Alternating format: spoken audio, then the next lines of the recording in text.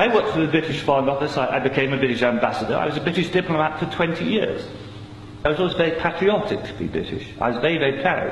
I remember when I first became a British ambassador and first went out in my own flag car with the Union Jack flying on the front as the ambassador, you know, I had a lump in my throat. It was a proud moment for me.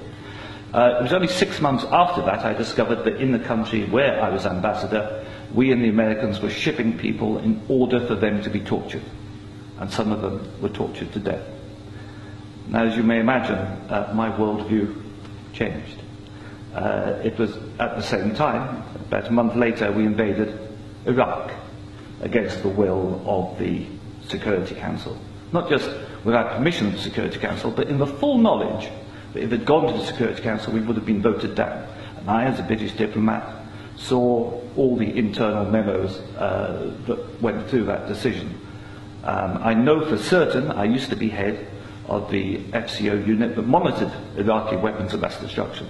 And I know for certain, I can tell you, that they knew there weren't any. It wasn't a mistake, it was a lie. I think it is impossible to be proud of the United Kingdom.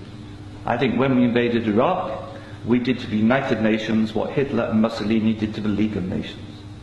And I think what we've done since, where the truth is often much hidden in the bombing. If you look, Libya, disaster now, we bombed it. We killed 15,000 people when NATO bombed Sirte, something they never told you on the BBC.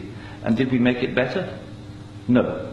I saw in Uzbekistan, I saw the gas contract signed by Enron and a company called Unocal, which George Bush Sr. was on the board, to dig out gas pipelines from Uzbekistan and Kazakhstan over Afghanistan down to the Indian Ocean. That was actually what the Afghan war was about. They'd actually had talks with the Taliban and Unocal to see if the Taliban would provide pipeline security. The person who held those talks was the consultant for Unocal, who's a certain Mr. Karzai, who, after being employed by George Bush Sr. as a consultant, went on to become president of Afghanistan. That was their plan B. The Taliban wouldn't do it, so they invaded. It usually, I've seen it on the inside, it's almost always about control of resources. It is every bit as corrupt as our first speaker. I'm sorry, I'm also terrible with names. Andrew. You are absolutely right, Andrew.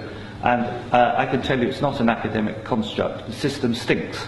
Westminster stinks. The British government is deeply, deeply immoral. They don't care how many people they kill abroad if it advances them. And anybody who votes no is voting to support a psychologically flawed, a pathological state, which is a danger in the world, a rogue state, a state prepared to go to war to make a few people wealthy.